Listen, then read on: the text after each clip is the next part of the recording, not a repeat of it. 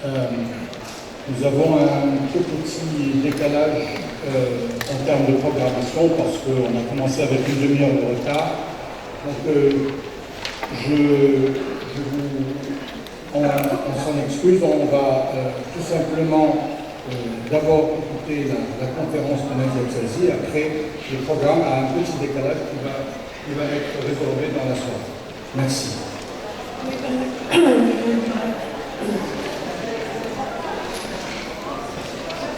Je voudrais remercier ceux qui ont... Oui. Je voudrais remercier l'État, je voudrais remercier l'État qui constitue simplement un événement.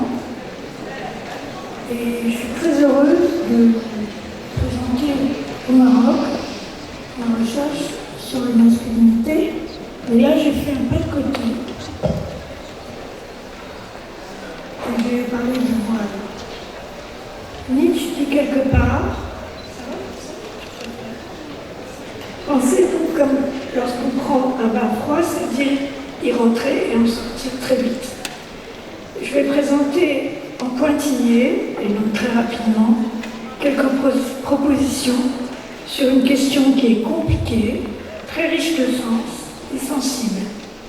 J'avais annoncé de traiter des masculinités comme mais au vu de l'actualité, je vais faire un petit pas de côté et je vais vous parler du voile.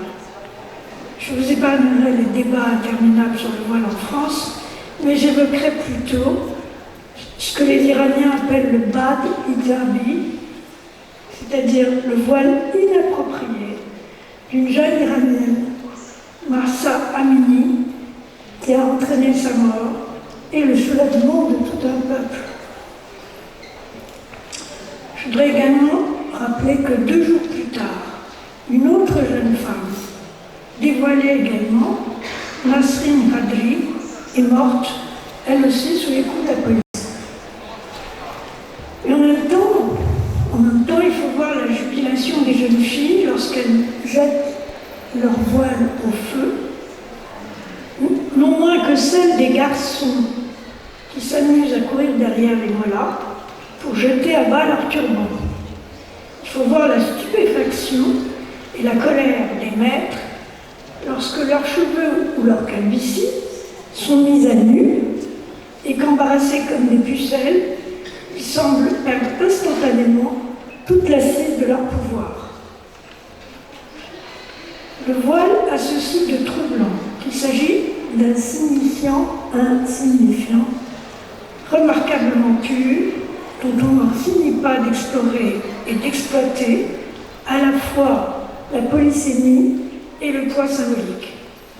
On trouverait difficilement pareil joker. Il peut jouer de tradition comme de radicalité disruptive, peut-être vernaculaire et coutumier ou révolutionnaire. Et je rappellerai que pendant la révolution de 79, les jeunes gauchistes l'ont endossé pour se rapprocher du peuple et s'opposer au féminisme d'État, au féminisme du chat. Il peut donc également s'avérer très assertif et démonstratif, mais aussi suggérer et seulement promettre. Il séduit, il érotise, il enferme un corps et le rend spectral. Bourguiba est présenté comme un linceul. Il est donc binaire, ambigu, trompeur et saturé de sens, et on peut lui faire dire le même et son contraire. On est toujours un peu débordé ou confondu par le voile, mais sa polysémie est désormais soumise à des mots d'ordre réducteurs, de sorte qu'on dit, on lui fait dire toujours trop ou pas assez depuis quelques années.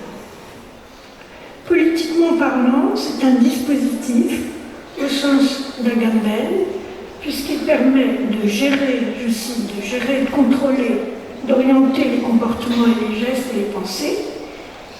Il a donc une dimension stratégique qui, en recouvrant de l'hétérogène, renvoie aussi bien à la théologie et à la mystique qu'au droit ou politique. Avec une simplicité et une économie moyenne remarquables, ce totem peut établir un ordre constituant et définir à lui seul un régime politique et un modèle de société.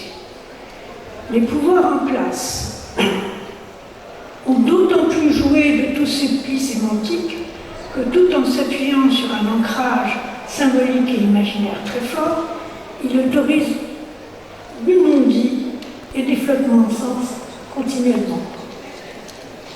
Je vais proposer très rapidement, mais vraiment rapidement, quelques repères dont je rappellerai d'abord une dimension qui n'est pas assez mise en avant. Généalogiquement, avant de prendre une signification religieuse et morale, le voile a d'abord été un marqueur social. Et dans une certaine mesure, il l'est resté. Dans le passé, en effet, il affichait une différence obvie entre les esclaves qui ne le portaient pas et qui sont statutairement des objets sexuels et les autres femmes. Ce n'est donc pas un signe de servitude au départ, mais au contraire à la fois un emblème de pouvoir et de rang social, comme dans la plupart des sociétés antiques. Et plus l'homme était puissant, plus les femmes de sa maisonnée étaient cloîtrées et voilées à l'occasion de leur rare sortie. Dans les Mille et une nuits, les femmes se vantent d'être ainsi honorées dans leur harem, comme dit Scheherazade, des perles dans un écrin. Je rappellerai aussi que la racine trinitaire H-R-M, qui donne harem, renvoie d'abord au sacré, aux espaces comme au temps sacré. Il nomme, par exemple, le sanctuaire de la Mecque, comme les mois où la guerre au désert est suspendue. Comme tel, il désigne un tabou, avec ce que cela implique à la fois de respect et de vénération, mais aussi, bien sûr, d'interdit. C'est sous le signe d'une même sacralité principielle. C'est aussi l'espace réservé aux femmes, étant donné la non-mixité des sexes qui définit la cité islamique, la cité classique. Par harem, il faut donc moins entendre la polygamie, qui est rarement effective, ou ça même sa virtualité, qui au fond peut-être précarise les femmes davantage, que fondamentalement le partage des rôles et des fonctions qui est institué avec plus ou moins de force et de lucidité.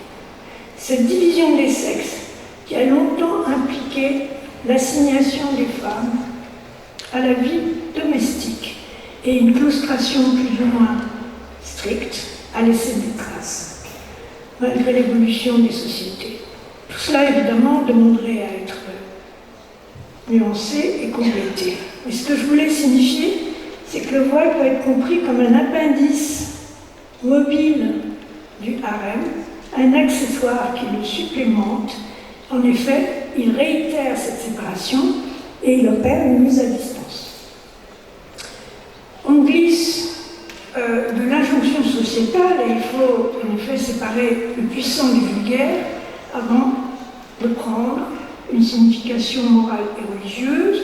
On glisse donc de cette injonction sociale à l'interdit moral, à l'ordre politique, étant entendu que dans la pensée classique, ces deux dimensions, le moral et le politique, sont indissociables. On a joué sur une ligne de partage plus ou moins tendue. Protection et interdit, sublimation et prohibition, ce qui ou bien autorise une certaine flexibilité, ou bien implique au contraire de la contrainte sous couvert de légitimité religieuse. C'est une affaire d'interprétation, mais surtout une affaire de négociation politique entre les pouvoirs et entre les ordres, entre les clercs, les juristes, les politiques, etc. Cela a beaucoup varié, étant entendu que dans l'ensemble, on a quand même des régimes conservateurs et des systèmes patrimoniaux, au sens de Weber. Ce qui a fait du voile un dispositif de pouvoir, c'est qu'à tous les niveaux de la société, domination et protection sont traditionnellement perçus comme étant les deux faces d'une même médaille. L'un se justifie de l'autre, l'un est supposé garantir l'autre. Le voile, à la fois, protège et contraint, et il contraint en principe les deux sexes, au sens où l'homme est supposé montrer du respect envers l'autre et assurer une protection tant au niveau matériel que moral de son épouse et de sa maisonnée. Rang social, sacralité, domination, protection, et il faudrait évidemment y ajouter l'honneur et sa déclinaison malheureuse, la honte, que je n'aborderai pas ici. Pour l'opinion, majoritairement, à ce jour encore, le voile figure moins l'honneur à proprement parler que la dignité des femmes. Il s'y mêle respectabilité et respect, et il représente indifféremment bienséance et vertu, des qualités qui, dans les ordres communautaires, sont coextensibles l'une à l'autre. Pour ordonner sa communauté, qui à l'origine est une collectivité viriliste, turbulente et portée à tous les excès, l'islam a promu au contraire des valeurs cardinales d'humilité, de modestie dans les actes et les paroles, de pudeur, de retrait, qui idéalement renvoie à l'effacement de soi. C'est une morale qui évidemment commande les deux sexes, que ce soit et que ce que le viril ordinaire, pris dans des enjeux de pouvoir, tend à ignorer et traduit très trivialement par une morale de la honte. Les hommes sont donc invités par le Coran à suivre l'exemple du prophète, dont, entre autres vertus essentielles, la pudeur et la réserve sont abondamment illustrées. Encore une fois, elle renvoie chez lui à l'effacement de soi dans l'accueil du divin. Mais dès lors que ces qualités répondent surtout de la prévalence communautaire, et qu'il s'agit moins d'un souci de soi que d'une volonté de sauvegarde et de cohésion du groupe, c'est en ce sens que le voile répond et sert surtout la conformité sociale et la conformité politique. Pourtant, voiler, ce n'est pas interdire. C'est dire et retenir la parole. C'est montrer et cacher, ou laisser entrevoir. C'est être à la fois présent et absent. Le voile peut être compris moins comme une injonction au sens strict du mot, c'est-à-dire une imposition, mais plutôt comme une sollicitation qui suppose, comme le dit l'étymologie du mot, un souci, du care. Le voile, c'est entendre, tant en raison de cette plasticité très empirique que de son raffinement conceptuel, un objet qui demande du soin, un soin particulier. De même qu'il faut prendre la charia au mot et rappeler son sens premier, qui est celui non massif de loi, mais celui de chemin, qui plus est le chemin vers une source de vie, au désert, on peut avancer qu'un voile, cela renvoie autant à de la dignité plutôt qu'à de la dignité plutôt qu'à de la moralité. C'est également associé, évidemment, vous le savez, à des codes de civilité et à toute une sémantique érotique, en particulier au ravissement de l'amour courtois ou à tout ce que rapporte une Hazen dans le collier de la commande. Un soupir suffit, un regard tue, la mendaise des traces de pieds sont lavées sur le sable. On est donc très loin des conformités paresseuses de la normativité communautaire, dont je rappellerai que cette normativité est conservatrice par essence, puisque le consensus fait loi en islam. Cela ne revient pas à dire qu'il faut interdire ou promouvoir le voile, mais éviter toute assignation fixiste et lui restituer au contraire du jeu, la chorégraphie des voix mêlées, des significations multiples, des corps souples et légers, tout ce à quoi aspire la jeunesse, dont on ne dit jamais assez qu'elle représente dans la plupart des pays musulmans la majorité des populations. C'est la modernité, qu'elle soit endogène ou pas, qui a fait du voile de la femme un totem politique et un objet polémique, voire une arme de combat. Elle a noué tout son paquet de sens en l'attelant à un principe d'identité. Tout ce qui impliquait de l'équivocité du jeu et qui trompait les dualités a cédé à une essentialisation militante. Morale, honneur et identité se croisent désormais comme la chaîne et la trame d'un tissu serré. Le voile des femmes a d'abord été placé au centre de la défense de soi et de la construction nationale. La signification identitaire qui a vu le jour et qui persiste encore aujourd'hui, même si le sens s'est déplacé, s'est imposée au départ comme une lutte contre la colonisation.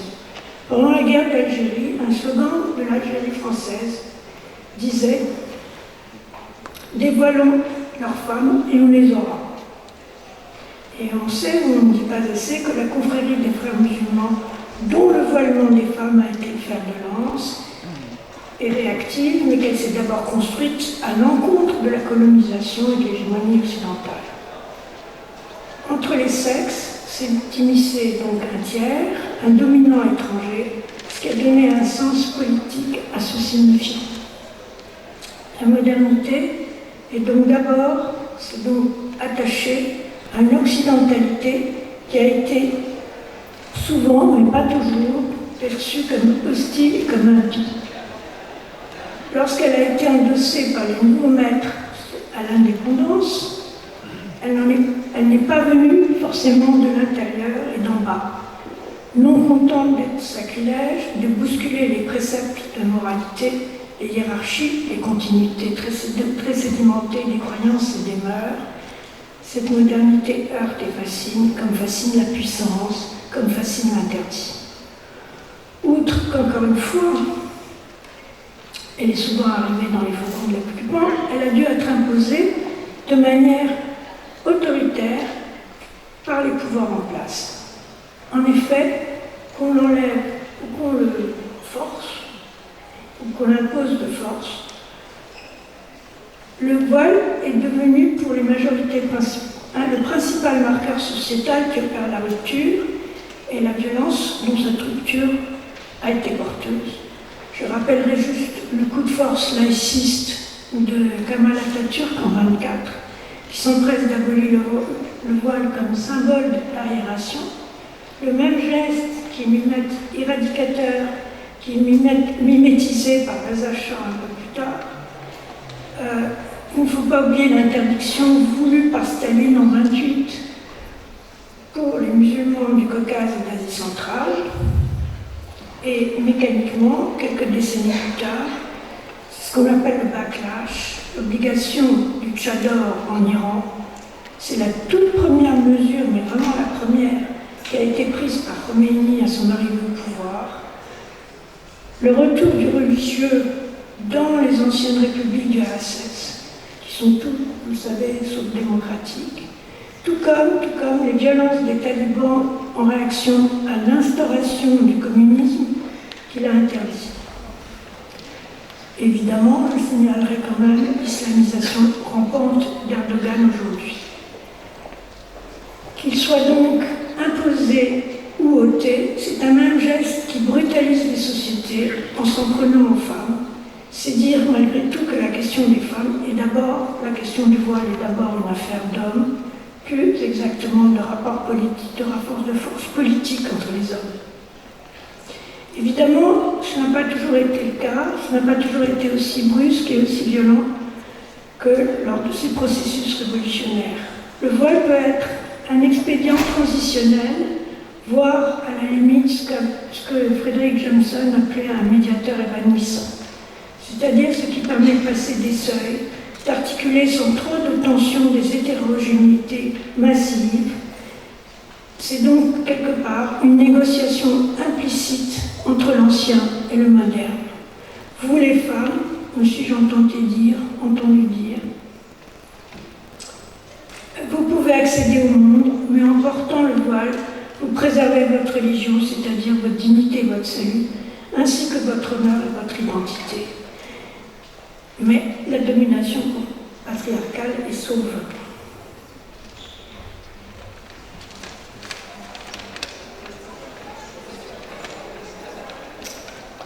Ce voile, ce foulard qui diffère dans sa forme, c'est pas fini. Ce voile, ce foulard qui diffère dans sa forme comme dans sa signification de celui des islamistes, brille seulement, sans la condamner, la mixité des sexes et des cultures. Il dit à la fois le désir de changement et le compromis. Il amortit le choc que représente l'hétérogénéisation venue des étrangers, des chrétiens, comme on dit. Il ombre des lumières qui seront trop vives. Il atténue des limites tranchées, des écarts trop grands. C'est pourquoi sa forme même, que chacun ici décode spontanément, est si révélatrice. On est passé en très peu de temps du hike, que montrent les photos de Claire Angot, à la djellaba, qui est originalement un vêtement d'homme, auquel on a adjoint l'islam, le voile transparent qui couvre le bas du visage. Et de cela, on est passé au foulard, ou alors au hijab islamique, voire au niqab, qui est originaire d'une région de l'Arabie et qu'ont adopté les extrémistes. Le voile est en fond un signifiant bien commun. Il permet de masquer les vrais problèmes qui sont au fond le plus souvent des problèmes économiques et sociaux. Sa signification politique est qu'en reterritorialisons la femme, il donne des gages de pouvoir viriliste à des hommes qui sont eux-mêmes privés de liberté. Le voile participe du pacte implicite, voilé, qui en maintenant la symétrie des sexes, l'absence de symétrie des sexes, donne compensation aux hommes qui, en tant que citoyens, sont soumis à l'obéissance. Une domination est la condition de possibilité de l'autre, et cela tourne circulairement, cela joue circulairement. Sans cette garantie qui est donnée à des hommes qui sont tour à tour dominants et dominés, ces régimes perdraient beaucoup de leur légitimité. Le voile est bien l'auxiliaire de l'assujettissement des hommes. Quand on parle de domination patriarcale, il y a toujours une voix, il y a toujours quelqu'un pour dire que la ruse des femmes est terrible, pour reprendre les femmes populaires, les pères et des maris abusés, tournés en ridicule, et dire encore et toujours que le vrai pouvoir appartient aux femmes. Entre farce et tragédie, la dialectique du voile semble inépuisable. Non, j'ai pas fini. Presque. Qu'elle soit bien ou mal voilée, presque fini. Qu'elle soit bien ou mal voilée. Les femmes iraniennes d'aujourd'hui sont surtout plus diplômées que les hommes. Et un peu partout, chez elles, le voile dit au centimètre près le degré de modernisation politique des sociétés, c'est-à-dire d'égale liberté entre les hommes et les femmes. Le malaise est général. Un peu partout dans le monde, face aux mutations en cours, on trouve ce malaise lié aux questions de genre. Je n'étonnerai, je ne surprendrai personne en disant qu'ici même, marcher dans la rue pour une femme seule est devenu problématique. En tout cas dans les villes. Il faut s'armer d'un voile et se faire accompagner par un homme pour circuler à son aise, comme si la rue ne nous était concédée qu'à regret et qu'on voudrait nous renvoyer à l'intérieur, à leur petite vie domestique d'autrefois. Comment est-ce qu'on est arrivé là? Comment est-ce qu'on est passé des chuchotis et des secrets qu'on se passait à Fès, de terrasse en terrasse, à ces petites agressions verbales qui sont insupportables? Je ne mentionnerai pour finir qu'un double bind, qu'une double contrainte qui renvoie au fondement même de la religion islamique et que la modernité a beaucoup noué. Je rappellerai qu'en islam, la chair n'est pas coupable, qu'elle sollicite juste purification et maîtrise de soi dans le cadre du mariage.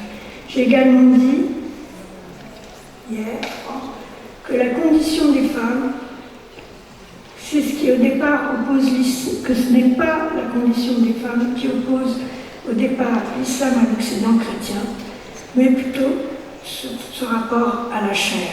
Alors que pour saint Paul, le célibat est promesse de paradis, pour les musulmans, la jouissance sexuelle est avant-goût de paradis.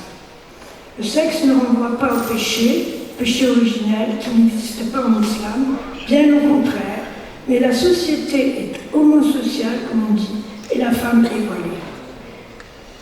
C'est ce double bind que veulent dénouer à leur manière les islamistes, d'une manière évidemment autoritaire et clivante, et peut-être que le seul mérite qu'il faut leur reconnaître est de le révéler, ce double bind, et d'obliger à faire des choix. Voilà.